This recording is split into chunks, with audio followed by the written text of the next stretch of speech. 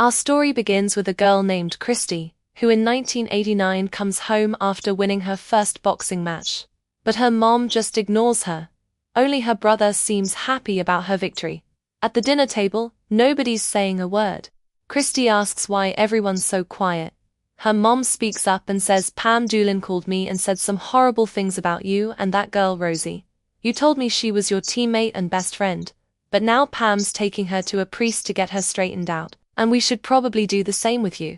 And if she keeps this up, her mom and dad won't help with her rent anymore. People were talking about Christy and Rosie.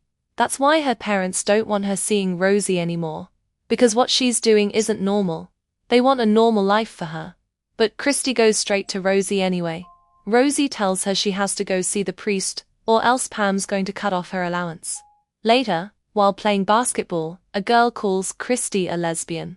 Hearing this, Christy starts beating her up. Her coach tells her she can't stay on the team if she acts like this. Christy says she started it, but when the coach asks what the girl said, she can't bring herself to say it. That night, Christy gets a call from Larry, a boxing promoter from Bristol who saw her at that contest. He asks her how she'd feel about making her professional boxing debut. Christy tells him she's a basketball player, not a boxer. She only did that contest for fun. But when she hears there's a $500 prize, Christy shows up at the boxing tournament he mentioned. This is the first time she's fighting a professional boxer. Christy beats her with pure power alone. Afterward, they hand her the $500. Larry says, I loved what I saw out there tonight, and I've got a trainer who wants to meet you. Why don't you come up next week and meet him? Have a look around my gym, work out with him, and if you like it, I want to promote you and get you some more fights. Larry tells Christy to bring a family member with her. He's indirectly telling her not to bring Rosie. So Christy shows up with her mom. The trainer, Jim, talks to them rudely at first, but when Larry comes over and introduces them properly, he speaks more respectfully. Still, Christy doesn't want to train with him anymore. Her mom talks some sense into her, saying they're offering you a place to stay rent-free, a job, a trainer, and you're ready to quit all of it just because some man said a few mean things? I thought you were tough. So Christy starts training with Jim. Jim tells the male boxer across from her to bust her up. The boxer goes and punches her in the ribs, but Christy knocks him out with one punch. Even Jim's impressed by that. After that, they give Christy a caravan to live in. Christy starts training with Jim, working out, living alone with just her dog. But one day, when she's eating a burger at a cafe, Jim walks in. The waiter comes to take their order. Christy wants pie, but Jim shuts it down, saying, I don't need a fat fighter. He tells her, you work harder than most of the men I train, and maybe I'm gonna make you the best women fighter in the world. When Christy gets home, she finds Jim has sent her a gift. It's pink clothing. She puts it on and gets ready for the fight. Jim says, you look cute. They head to a boxing ring set up in an open field. Christy fights. The fight goes from evening all the way into the night. Christy knocks out her opponent and wins. That night, she calls Rosie and tells her everything about the fight, saying, I found my thing. But Rosie tells her, I can't do this long distance anymore. And I met a guy. Hearing this, Christy hangs up the phone. She puts all her focus into training and fighting. Along with training with Jim, she's also learning by watching videos of male boxers. Then one day, after winning a fight, Christy kisses Jim in her excitement. A few days later, while playing pool, Jim tells her she plays too aggressively. But boxing is like chess. You have to play moves. Jim also tells her to grow her hair long. You'll look prettier with long hair. And here it's revealed that Jim talked to Christy's mom, and he knows about her and Rosie. He asks her, why don't you have a boyfriend? The next morning, Christy wakes up in Jim's bed. That evening, Jim calls her over again. But Christy isn't happy about any of this. With a heavy heart, she calls her dad. She doesn't tell him what's going on, just says, I want to come home. Christy goes to see her father. But Jim shows up at their house too. Christy says, I said I'd try it out for 6 months, and I did that. But I'm not able to make a living out of it. Larry can't find women to fight me. But Jim tells her Lenny Del Percio in Florida wants to promote you. He can get us fights, and when the time is right I'll make the call to Don King, who is a big name in the boxing world. Hearing this, Christy goes with Jim to Daytona, where an apartment is arranged for them. Christy starts training there. She starts fighting in matches. She's knocking out her opponents one after another. Everything's going great when one evening, she gets a call from Rosie. She wants to meet Christy. Jim overhears this conversation. When Rosie and Christy meet up, Rosie asks her about Jim. Christy tells her, "My mom loves him." On the other hand, Rosie's relationship didn't work out. But then Jim shows up, saying, "I need to talk to you." He asks what Rosie's doing there. Jim had already called Christy's dad and told him he's afraid Christy might get gay. And because of this, she could lose her family. She could lose her trainer, who can call Don King when she's ready. Jim tells her, "Look, she's your past. But your future is with me." Jim proposes marriage to Christy right there. Christy tells him, "Okay, but just get up." The story jumps to 1995. Christy asks Jim, "What if I did a couple of shifts a week down at the drugstore?"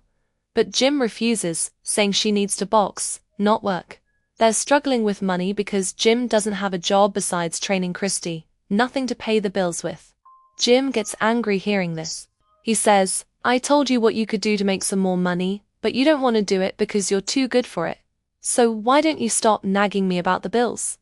A short while later, Jim and Christy arrive at a motel. There's an older man there. Jim takes money from him, and Christy boxes with him. But this isn't regular boxing. This old man is touching Christy under the guise of boxing. And Jim just stands there watching it all happen. After Christy wins a boxing match, a man named Jesse Robinson comes to meet her. He says, "We need to get her out of here, and she needs to meet Don." So they head out to meet Don. Jim meets with Don, but Don flat out refuses to recognize him. He meets with Christy instead. He asks her, "Why are you fighting, Christy?" Christy says, "I'm good at it, sir, and maybe you can help me make a living out of it." Dawn's excited about Christy too. She hands him a tape, but the tape won't play. Dawn says, "Keep it. I'll watch it later." So Christy starts showing him her skills live right there. Dawn's thrilled by what he sees. A coal miner's daughter who fights in pink trunks? I love it. He's ready to sign Christy. He'll give her 5 6-round fights, $5,000 per fight. Don King introduces Christy as the coal miner's daughter, since her father works in the coal mines. Christy thanks Don King and says, "It's an honor to be fighting on a Mike Tyson undercard."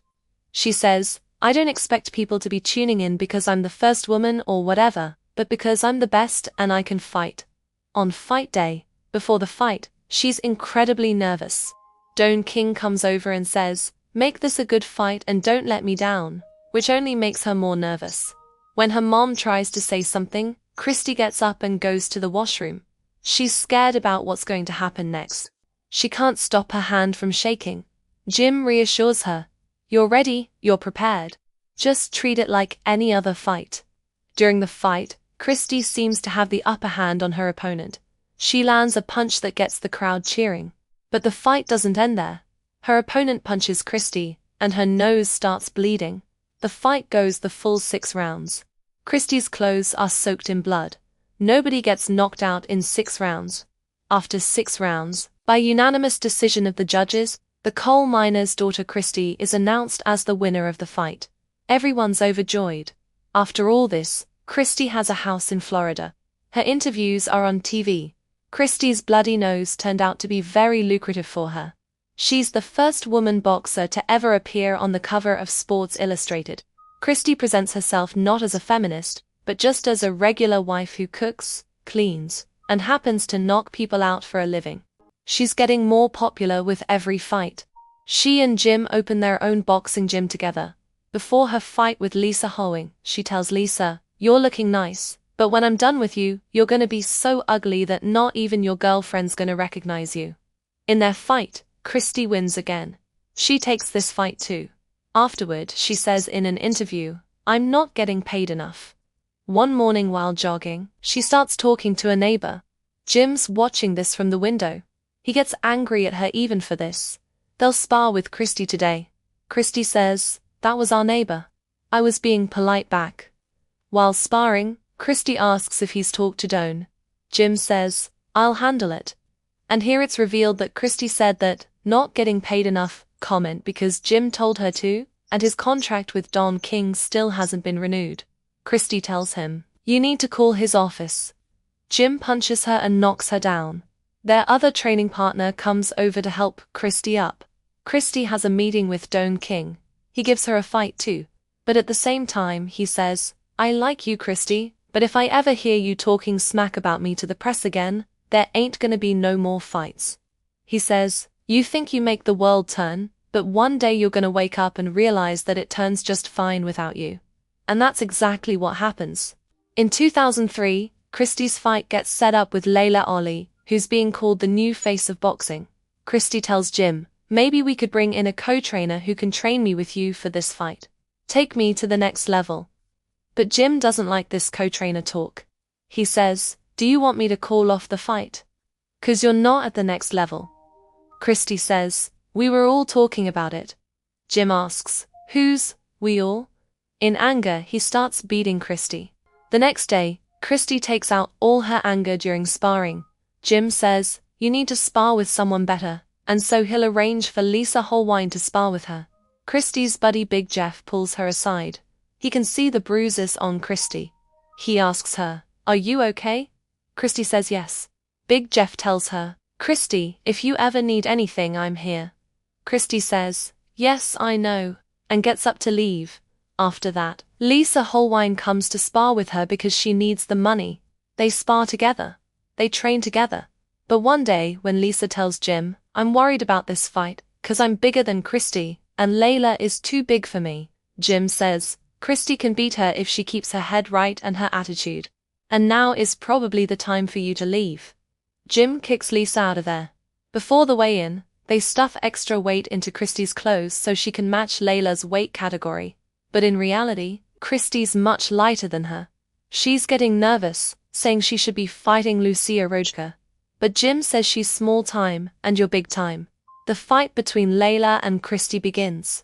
As soon as Christy takes one hard punch from Layla, she starts feeling dizzy. She tells Jim, "I'm feeling dizzy," but Jim doesn't listen to her. Because of the dizziness, Christy feels like she's on a slant. She can't fight back. She can't get her balance back. Layla's beating her down completely, and Jim isn't willing to give up. Nobody wants to see this. Layla wins the fight, and Christy's left in tears. The story jumps to 2010.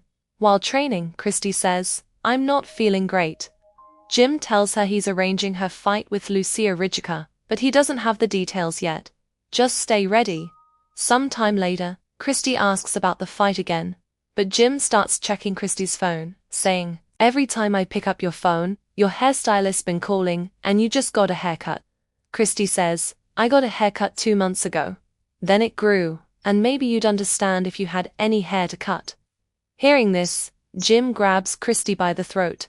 He's completely spiked. On Christy's birthday, when her parents come over, Christy pulls her mom aside to talk. She explains her situation. "Jim knows everything I do or say inside the house. He must have the whole house set up with hidden cameras.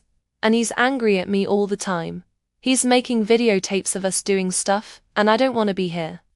Christy tells her, "I got this fight with Lucia Rojka coming up, and I'm gonna get out of here with that money." She asks her mom for help with all this. But her mom says, "You sound crazy. Jim told me that you've been messing around with some kind of drugs."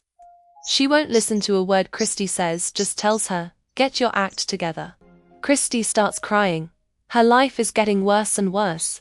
Big Jeff comes to her again and says, "You're like family to me, and I'm worried about you." He tells Christy that Jim has been skimming money off of her fights, and he thinks he's giving it to his ex-wife or his kids. And Big Jeff knows about the videotapes too.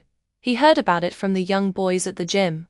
Christy says, "I gotta keep this Ridgler purse away from him." But Big Jeff tells her that fight's not happening. Jim's been lying to Christy the whole time. In anger, Christy goes to confront Jim. But Jim grabs her and throws her down right in the middle of the gym. Christy says, "I'm leaving you." But Jim tells her, "There is no Christy Martin without me." When Christy comes home to pack her bag, Jim tells her to unpack it. But Christy leaves anyway. She calls Rosie to meet her. She tells her, "I'm gonna leave Jim, and I haven't told anyone about this because I don't have anyone." Right then, Jim starts calling. Christy picks up. Jim knows she's with Rosie right now. He can see them. So Christy and Rosie go to a hotel, but Christy can't even sleep there. She gets up and goes outside. She watches the sun rise. But when Christy comes back inside, her phone's filled with messages. Big Jeff tells her Jim sent her picture everywhere. He's telling everyone that Christy's leaving him for a woman. Rosie says, "Come with me. I'll call my friend Sharon who's a lawyer." But Christy says, "I'm going back home. I'm not going to run away and hide. That's my house, my things, and my gym. I'm not gonna let him push me out."